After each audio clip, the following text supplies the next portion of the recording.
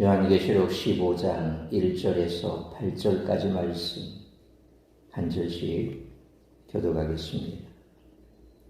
또 하늘에 크고 이상한 다른 이적을 보매 일곱 천사가 일곱 재앙을 가졌으니 곧 마지막 재앙이라 하나님의 진노가 이것으로 마치리로다.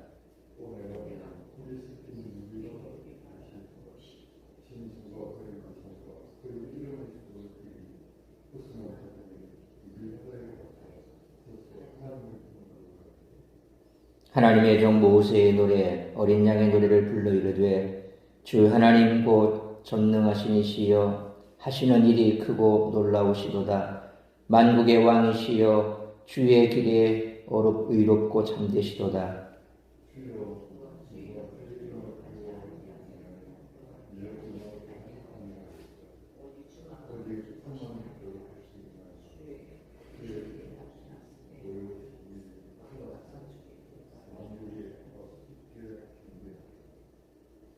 또 이 일 후에 내가 보니 하늘의 증거 장막의 성전이 열리며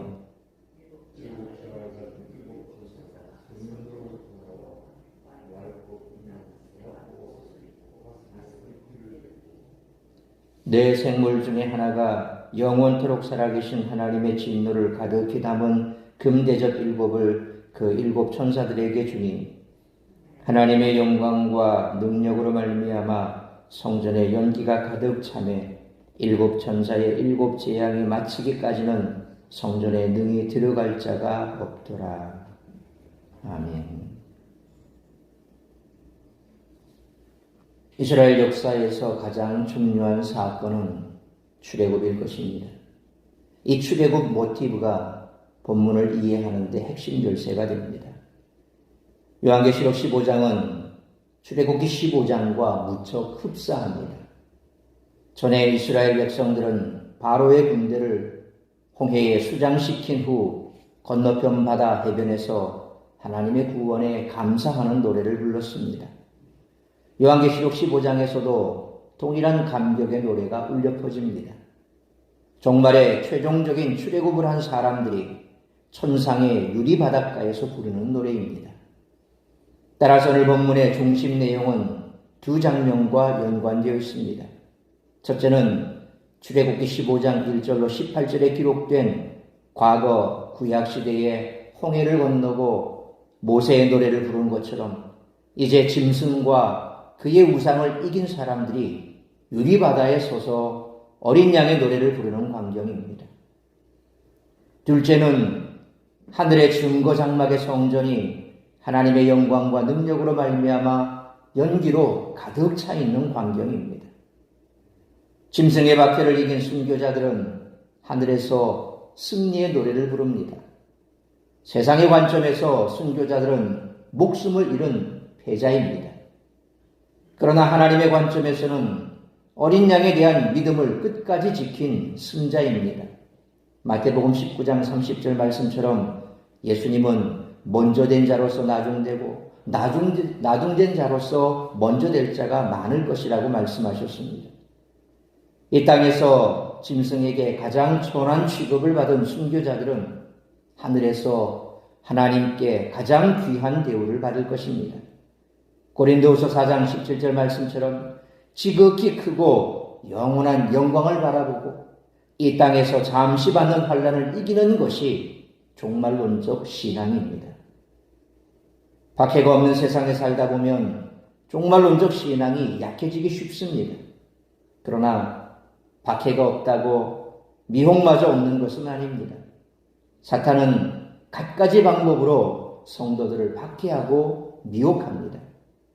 박해와 미혹에 직면할 때 하나님의 준엄한 심판과 영광스러운 상급을 내다보고 이기는 자들이 성도인 줄 믿습니다. 일곱 나팔 재앙이 끝날 때까지 하늘 성전에는 아무도 들어갈 수 없습니다. 전도서 3장 1절에 따르면 범사에 기한이 있고 천하만사에 다 때가 있습니다. 하나님이 마지막 심판을 내리시기로 하신 이상 그것을 돌이킬 방법은 없습니다. 주사위는 던져졌습니다. 어린 양을 따르는 성도들을 박해하고 짐승의 편에 서서 지금까지 안락한 삶을 산 악인들에게 남은 것은 하나님의 종말론적 심판뿐입니다. 모든 사람은 각자의 종말을 준비해야 합니다. 얼마나 많은 시간이 남아있는지 아는 사람은 아무도 없습니다. 미국 해안경비대의 좌우명은 라틴어 셈페르 파라투스입니다. 언제나 준비되어 있다라는 뜻입니다. 이 세상에서 늘 준비하고 있어야 할 중요한 일이 많지만 영혼이 달린 문제만큼 중요한 것은 없습니다. 전도서 7장 4절 말씀처럼 어리석은 자의 마음은 혼인 잔치집에 있지만 지혜자의 마음은 조상집에 있습니다. 그렇다면 나는 예수님을 만날 준비가 되어 있을까요? 나는 정말로 예수님을 만나고 싶어 할까요? 사모하는 만큼 준비를 해야 한다는 것입니다. 요한계시록을 읽으면서 세상의 종말이 언제 올 것인가 논하는 사람들이 있지만 사실 환상 가운데 나타나는 재앙들은 대부분 초대교회를 핍박했던 로마와 가이사를 향한 것입니다. 그런데 이 재앙들은 출애굽기에서 애굽과 바로가 당했던 재앙과 긴밀히 연결됩니다. 출애굽기의 애굽은 로마요, 바로는 가이사입니다.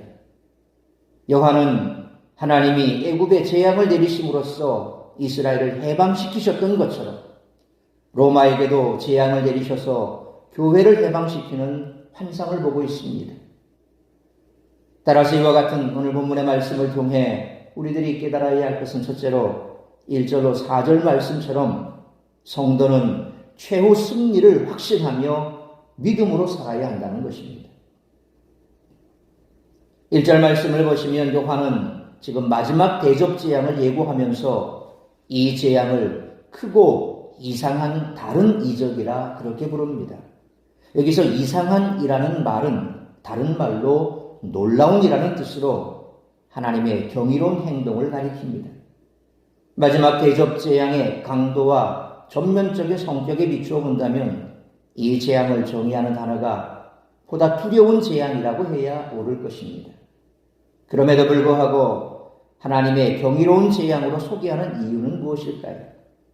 이 재앙으로 하나님의 진노가 끝났기 때문입니다. 하나님의 진노가 끝날 때 악인들은 최종적인 심판으로 가기 때문에 경악하며 최후의 운명을 맞이할 수밖에 없겠지만 의로운 주의 백성들은 대반전의 드라마를 맛보게 될 것입니다.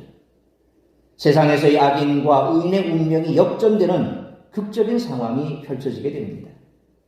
이러한 결과를 분명히 확신하고 있다면 그저 마지막 진노의 재앙이기 때문에 무서운 공포의 자리에서 떨고만 있을 필요가 없습니다. 그 재앙으로 인하여 우리 하나님의 구속사역이 완성되기도 하기에 하나님의 놀라운 역사에 감격할 수 있는 것입니다. 그리고 마친다는 말은 완성한다는 의미로 보는 것이 더 적합합니다. 하나님은 7일 동안 천지 창조를 완성하셨던 것처럼 7 천사의 손에 7 재앙을 주심으로써 로마 제국을 향한 진노를 완성하실 것입니다. 그런데 하나님의 진노가 시작되기 전에 짐승과 그의 우상과 그의 이름의 수의 압제 가운데 굴복하지 않고 순교를 당한 성도들이 하늘의 성전에서 찬송하고 있는 장면이 먼저 묘사됩니다. 한편 솔로몬 성전에 2,000에서 3,000밭, 이걸 요즘 리터 단위로 환산하면 45,000리터에서 68,000리터의 물이 담긴 거대한 놋 저수조가 있었는데 이를 바다라 불렀습니다. 그래서 놋바다라 그렇게 기록되어 있습니다. 2절 말씀처럼 하늘의 성전에 불이 섞인 유리바다가 있습니다. 불이 섞인 유리바다는 하나님의 영광과 위엄을 상징하는 유리바다에 하나님의 심판의 의미를 담고 있는 불이 섞인 형태입니다. 따라서 하늘의 바다가 불타고 있는 것은 하나님이 죄인들을 심판하실 것임을 상상케 하는 그런 이미지입니다. 그리고 순교한 성도들이 그 바다 옆에서 검은 고를 가지고 찬송하고 있습니다. 그들은 짐승과 그의 우상과 그의 이름의 수를 이기고 벗어난 사람들로 설명되고 있습니다. 여기서 짐승은 13장 1절로 2절에 나오는 바다에서 올라온 짐승을 말하는 것이고, 그의 우상은 13장 14절에 나오는 짐승의 형상을 말하는 것입니다. 짐승은 개개인을 공격하여 믿음에서 이탈하게 하였고, 짐승의 우상은 종교적인 압력을 행사했으며, 그 이름의 수는 표를 받지 못함으로 경제적인 불이익을 받게 했습니다. 불이 섞인 유리바닷가에 서서 어린 양의 노래를 부르는 사람들은 이러한 삼중고의 어려움을 이긴 사람들입니다. 위대한 승리를 거둔 주의 백성들이 천상의 악기인 검은고를 손에 들고 있습니다. 그들이 검은고를 연주하며 노래하게 될 것입니다. 이는 하나님의 주권적인 은혜로 구원을 받았음을 상기시킵니다. 그들이 마련한 검은고로 연주하는 것이 아니라 하나님께서 모든 성도들에게 허락하신 검은고를 사용하여 노래하게 될 것입니다. 그 노래는 3절로 4절 말씀처럼 모세의 노래이며 또한 어린 양의 노래입니다. 하늘 성전의 유리바다 옆에서 찬송하는 성도들은 홍해를 건넌 후 찬송하는 이스라엘을 떠올리게 합니다. 그들은 홍해를 건넌 이스라엘처럼 불이 섞인 바다, 곧 핍박과 순교의 바다를 건넌 후 승리의 노래를 부르고 있습니다. 땅에 살고 있는 사람의 눈에 보기에는 신앙을 지키다가 죽임을 당하는 비참한 일이지만, 그들이야말로 진정한 승리자라는 사실을 요한이 본 환상이 명백하게 선포하고 있습니다. 그러므로 최후의 승리를 믿으며 매일 주어지는 삶에서 고난을 두려워하지 말고 믿음으로 살아가는 우리 모두가 되시기를 축원합니다. 두 번째로 5절로 마지막 8절 말씀처럼 이 땅을 향한 하나님의 진노는 반드시 이루어질 것입니다. 이후에 요한은 5절 말씀처럼 또 다른 환상을 목도합니다. 하늘의 증거 장막의 성전이 열린 것을 보게 됩니다. 장막은 광야 시절 이스라엘이 하나님을 만났던 장소입니다. 증거는 모세가 시내산에서 가져온 언약의 돌판인 십계명을 의미합니다. 더 크게는 율법이라고 할 수 있습니다.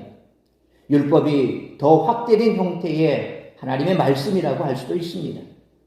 하나님께서 이것을 보여주신 이유는 땅에 거하는 자들이 하나님의 명령을 거절한 대가로 심판을 받게 될 것을 분명히 하시려는 것입니다. 하늘 증거 장막 성전으로부터 나온 7 천사들이 6절 말씀처럼 구약의 제사장의 모습을 하고 있습니다. 이는 그들의 사명이 매우 고결한 것임을 알려주는 것으로 해석할 수 있습니다. 그런데 7절 말씀처럼 그들에게 내 생물이 나타나 진노를 가득히 담은 금대접 7을 줍니다. 7 대접은 하나님의 진노의 맹렬함과 궁극적인 측면을 보여줍니다. 이에 대한 구체적인 내용은 16장에 곧 나올 것입니다. 그때의 8절 말씀처럼 하나님의 영광과 능력으로 말미암아 성전의 연기가 가득한 것을 보게 됩니다. 누구도 재앙이 끝나기 전에 성전에 들어갈 수 없습니다. 하나님의 최종 심판을 저지할 수 있는 존재는 아무도 없다는 것을 말해줍니다. 이처럼 순교자들의 찬송 소리를 배경으로 하늘의 성전이 열리며 7 재앙을 가진 7 천사가 하나님의 진노를 가득히 담은 금대접 또는 금잔 7을 받습니다. 신앙을 지키며 순교를 당한 자들은 궁극적으로 참된 기쁨과 영광을 누리지만, 그들을 핍박하고 죽인 자들은 하나님의 진노를 피할 수가 없습니다. 하나님은 과거에 가나안 사람들의 죄악이 가득 차고 애굽 사람의 학대로 인한 이스라엘의 부르짖음이 하나님께 달하자 모세를 보내 애굽에 재앙을 내리셨고 가나안 족속들을 몰아내시고 멸절시키셨습니다.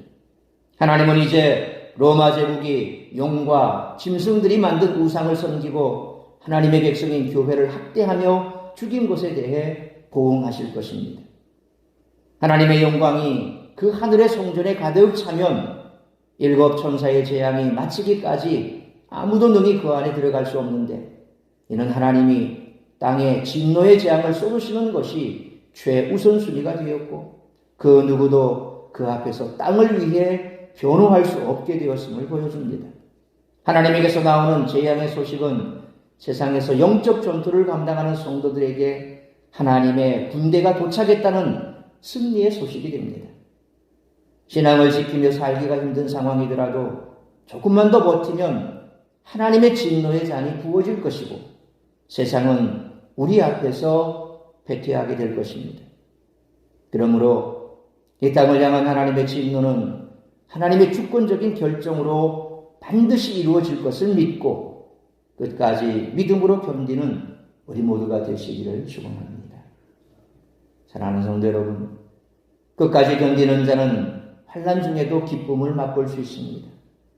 믿음을 지키는 성도는 하나님의 전에서 하나님을 경배하며 찬양하는 영광을 누릴 것이고 성도들을 핍박한 세상은 하나님의 진노로 말미암은 재앙을 당하게 될 것입니다. 그러므로 우리는 지금 세상의 유혹이나 위협에 맞서 싸워 이겨나가야 합니다. 어떤 유혹, 어떤 위협이 우리를 힘들게 하고 있는지 돌아보고 참고 견디겠다는 각오를 다지며 하나님께 지혜와 능력을 구하여 이겨나가는 우리 모두가 되시기를 주님의 이름으로 축원합니다. 기도하겠습니다. 걸어가신 아버지 하나님, 은혜와 사랑을 감사합니다. 오늘도 이 새벽을 깨워 말씀으로 예배로 하루를 시작하게 하시니 감사합니다. 이 땅 가운데 살아가며 온갖 핍박을 견디다 결국 어린 양을 따르는 자로 순교한 자들이 이 땅에서는 참으로 어리석은 자 같고 패배한 자 같지만 하나님께서 심판하실 그때에는 하나님께서 가장 귀하게 보는 자라고 말씀하십니다. 우리가 이 땅에서 믿음을 지키기 위해 때로 어려움을 겪기도 합니다. 온갖 유혹을 이겨내기도 합니다. 그러는 과정 가운데 때로 우리가 모멸과 수치를 당하기도 하고 또 우리의 믿음을 지키기 위해서 우리가 마치 광야를 누비하는 자들처럼 그렇게 세상 어디에도 속하지 못한 자처럼 우리의 심령이 우리의 마음이 괴롭고 공고할 때도 있습니다. 그러나 오늘 말씀을 일환 삼아 분명 우리 하나님께서는 이 땅을 심판하실 그날을 반드시 우리에게 허락하실 것입니다. 이 땅을 심판하는 그날 우리를 핍박하고 박해하고 가반한 자들은 이제는 더 이상 그들이 피할 곳도 없고 마지막 재앙 심판에 내몰려야 할 것이요. 이 땅에서 고난받고 박해받고 눈물을 흘리며 고통 가운데 있었던 우리들은 승리의 계가를 부르게 될 것입니다. 그날은 반드시 올 것입니다. 그러므로 이 땅에서의 삶이 영원하지 않음을 알고 다시 한번 하나님의 말씀 붙들고 끝까지 견뎌나가는 우리 모두가 되게 하여 주옵소서. 그리함으로 모두가 다 주님의 혼인잔치에서 다시 만나 영광과 기쁨을 나누는 우리 모든 성도들 될 수 있도록 인도하여 주옵소서. 오늘 이 한날도 나를 통하여 이루고자 하는 하나님의 뜻을 이루어드리며 그 뜻 가운데 하나님의 영광과 기쁨을 드러내는 복된 한날의 삶이 될 수 있기를 간절히 빌고 소원하오며 이 모든 말씀 우리 주 예수 그리스도의 이름으로 기도하옵나이다. 아멘.